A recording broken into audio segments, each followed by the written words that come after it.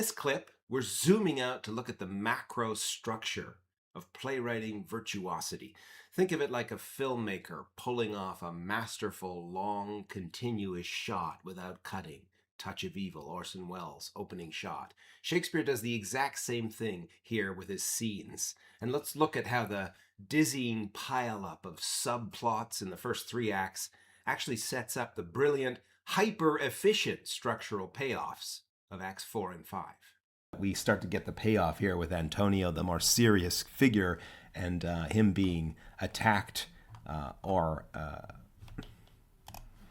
him mistaking Viola for Sebastian. And we finally, Shakespeare is able to set up, wait, can I please have my wallet back? I don't know what you're talking about. I'll give you some money, but I don't have. And then Antonio feeling, oh, how the friendship itself is destroyed. And he goes into all this.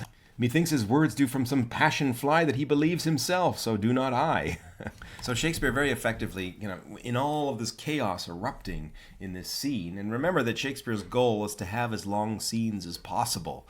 I remember, it's kind of like the long shot in cinematography, what Spielberg was really good at, which is that like the longer you can keep the camera on without changing scene, the more kind of masterful and intriguing you will be to an audience member. It's the same way with Shakespeare. The longer you can keep a scene going, you can set up all the elements and then have new elements come in while the scene's still going on. It just has more of a feel of virtuosity to it.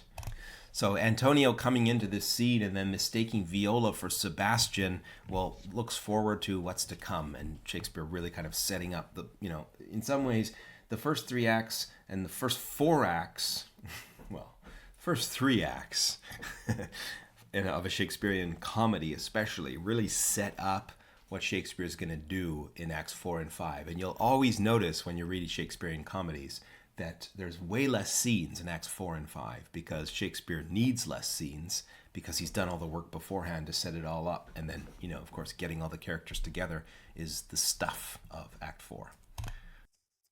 It's a fantastic reminder that when a playwright does the heavy lifting, nodding, and weaving early on, they don't need a million fragmented scenes at the finish line.